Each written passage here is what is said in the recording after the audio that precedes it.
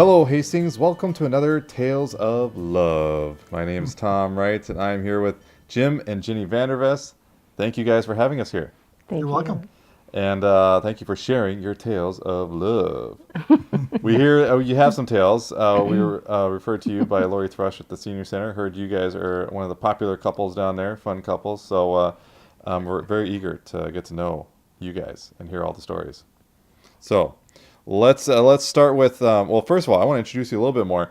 You may recognize this guy right here, Mr. Jim Vandervest, because he was a woodshop teacher as well as small engine teacher at the high school for 30 years, retired in 2001. Yep. Been living the retirement dream ever since, right? That's right. And Ginny here was a nurse for 46 years. And did you work locally in Regina, or where'd you work? Most of the time it was at St. John's in Maplewood. Okay, St. John's, Maplewood. Great. 46 years as a nurse, retired in 2011, right? Yes. Yeah. And now both very active in the Senior Center. Jim here playing bridge and volunteering here everywhere, doing whatever you can, right? Yes. And Ginny also involved there. You do pedicures, I understand. Great pedicures. Yes. Does she give you pedicures, Jim? No. Do you get No. No? He doesn't let me touch his feet. Oh, really? Well, let's talk about how you guys met. Let's go back in time here and hear that story about how the two of you first met. Because you've been married, again, 49 years. In May. In May, it'll be 49 years. So who would like to take this one on how you met? Well, when I finished with nurses training, I moved to California. I grew up in Wisconsin, moved to California to live with my sister and brother-in-law, who was stationed out there in the Navy. And my brother-in-law took me to the officers' club at the Naval Station at Miramar, and for the purpose of meeting guys. And Jim was one of them. And of course, we knew each other because obviously we were both from Wisconsin. Okay. My brother-in-law. The brother-in-law was from Wisconsin. Yeah. Okay, so you had that connection first with the brother-in-law. Yes. And he introduced you to. Okay. So tell me about first impressions. What did you think, Jim? Boy, I don't know. There were just so many girls. I'm not sure that was just... They were all nice. But she stood out among all of them, right? Well, enough to ask her for a date, yeah. Yeah. Yeah. Well, and what did you think of this guy when you first saw him? He was very handsome in his uniform. He had just returned from Vietnam on a ship, and he was actually kind of in transition. He actually, after that night, he left for a month to go on leave to visit his parents in Wisconsin. So it was actually after that month when we started dating. Who asked who out? Did you ask? I'm sure I did. Yeah. And what was the first date? What did you guys do? We went out for dinner and some dancing, and we talked. Nice. Yeah. You know, a lot of people do coffee nowadays. That's good. You guys did the dinner thing right away. First one. Yep. Nice. And Jim, how'd the date go? I cannot tell you. I don't remember. I guess I'm just not a romantic. You're going to have to ask her. But I can tell you that we talked late into the night, and the next morning he was had his head down on his desk at the naval station, and my brother-in-law caught him. And Jim told him he was just checking his lids for light leaks. Oh, sure. Nice. Well, that was a good sign. They were up late talking. So how long was it before the proposal came? Well, that was a unique situation. We started dating probably in September of '66. And he was due to go back to Vietnam in May of '67. And we dated all that time, and I was dating a couple other guys at the same time, which I know isn't done anymore. But hey, you got to keep your options open, right? That's right. And so I just kind of told him, I didn't know what his plans were, for if there were any plans for a future, but I was not prepared to sit for 7 months or 8 months and just wait for him to come back, not knowing what his intentions were. So So what happened then, there, Jim? Well, we had what they call kind of a shakedown cruise. And what it amounts to is you go out and practice off of the coast of the United States for maybe like about 3 weeks to a month. And during that time, I decided that I would ask her to marry me. And so actually, I wrote to her asking her to marry me. Ah. Wow, so you did it through a letter. Through a letter, yeah, snail mail. So Yeah. did you write your answer back? Was it like did you send a yes note back, or how'd you do it? How'd you give a response? I do believe I did. I'm not real sure. I can't think remember. actually you waited until I was back and then. Or did you send him a maybe? Can't remember. I got to think about this one. Oh, well, that's great. And so you didn't see each other. So you proposed when you're on your way to get deployed to Vietnam, right? Well, It's the just shakedown cruise, yes. Oh, the shakedown Practice cruise. The practice. So were you able to see her before you actually left to Vietnam? After yeah. you proposed? Okay. Yeah, actually, of course, when that month practice cruise was over, we went back to San Diego. And that's when I think I got that answer then. And that's when we drove off to Las Vegas and got married. So it was kind of a rush type operation. I see. We went to the jewelry store, and then we went to a store, and I picked out a dress, and then we went for Las Vegas. Wow. Tell us about the place you got married in. It was like a chapel on the Strip, or where'd you go? It was called the Little Chapel of the Flowers on the Strip. Of course, the Strip was much different back then. But we actually visited several chapels, and this one provided us with a witness, and they would take pictures for us. And Because we did not have anybody there with us, just us two. You didn't have a single soul with you, no friends. Not a family. one. no, How many people knew about it? How many people knew about you getting married in Vegas? probably I might have told my sister.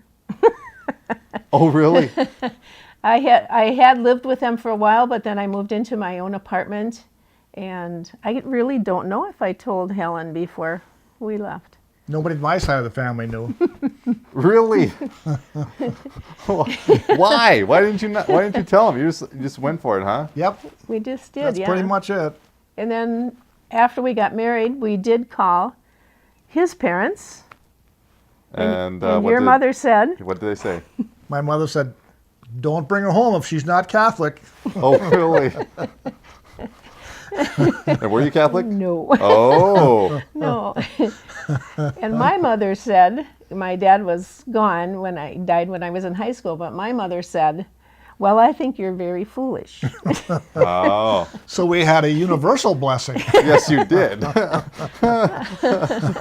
It's like, what's that about? You're breaking up. I gotta go. Yeah. Oh, so I'm sure the family eventually warmed up to you guys. Did they? I hope. Did they eventually warm up to each other? Yes. To each of you? Oh, yeah. In fact, now Ginny should tell this, but she met my parents when I was over in Vietnam. She went over to my parents with her mother to meet them. Yeah. Oh, how did that You know go? how guys are. They don't tell their mothers or dads anything about what's going on in their personal life. So I talked to them on the phone. I talked to my mother on the phone. She lived in Baraboo, Wisconsin. So I went back to Baraboo, and then my mother and I went up to Algoma, Wisconsin, and spent a weekend and got to know them. It was kind of scary. Yeah, tell me about that first meeting there with mom-in-law. your new Well, mother-in-law. it was very nice. She's a wonderful cook and a hostess, and they lived on a farm, a little farm out in the country, and we were basically living on a farm as well. And I remember I slept late in the morning, but my mother was up early and talking with Jim's mom, and one of the first questions that his mother asked my mother was, well, what are we going to do about this religious thing? And my mother said, they're adults, they'll take care of it themselves. And there was no more discussion. There you go. So, yeah. Wow. But very nice and very, warm, welcoming family, yeah. And Jim, tell me about the first time you got to meet your mother-in-law. Well, and the in-laws? let's see. I'm trying to think if I had met her before we got married. I don't think so. Maybe she was out visiting Helen and was. Vern for Christmas. She was. Yeah, so you probably Yeah, I did. actually met Jenny's Yeah. mother before Oh. we got married. Before Oh, okay. anybody had an idea we were getting married. While you were in Vietnam, did you guys communicate quite a bit with letters and that sort of thing? Were you guys letter writers? Yeah, Had to be back then. had to be. Yeah, I suppose. Yeah. That was it. You couldn't call the ship. Yeah. Yeah. So, Wow. yeah, I wrote every day. Every day. Yep. Wow. Yeah. Were you an everyday writer too? Keeping up with that? Pretty much. I don't. Every day, maybe every other day.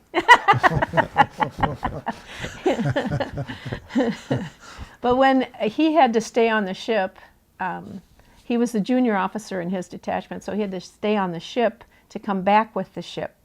And it came back from Vietnam around the Cape of Good Hope, South Africa. Oh yeah. And all the pilots got to fly home. So, and of course there's no mail during that 30 days of coming back. So I wrote a letter for him to open every day of that 30 days while he's gone, and I had a girlfriend take a bunch of pictures. Oh. So he had a letter to open every day while he was on the ship coming back. Well, how nice. Well, let's fast forward here. So, yeah, you had the wedding in Vegas, and you did get to meet the in-laws. And how did you end up back in Minnesota here? You're both from Wisconsin, but you ended up in Minnesota. How'd that happen? Well, when he got done with his naval career, he decided he wanted to go back to college. He had been through Oshkosh and graduated from there, and he wanted to go back to college, and he wanted to be a shop teacher. How he decided that, I don't know. But so we ended up at Menominee, at Which Stout. is Stout, of course. And then he applied for jobs when he was graduating, and he got offered a job here in Hastings. In Hastings. Yeah. There you go. 30 years later. Yep. Yeah, or 30 years to get to live the dream there, right? Yeah. Really. Yeah, You had two sons. two sons, Two sons. And you also have a couple grandkids now, too. Yep. two little boys. And again, 49 years. 49 years. That's no easy feat. Tell us, how did you do it? Was there any advice that you guys got when you were younger that you followed, or how did you do it? How did you get through it? Well, we both came from parents who were married for a long time, and just got through the tough spots and worked through it and stayed together. I guess there was never really we had some rough spots, of course, but there was never a question that it was going to not continue. We couldn't work through that, so it just takes a lot of effort. And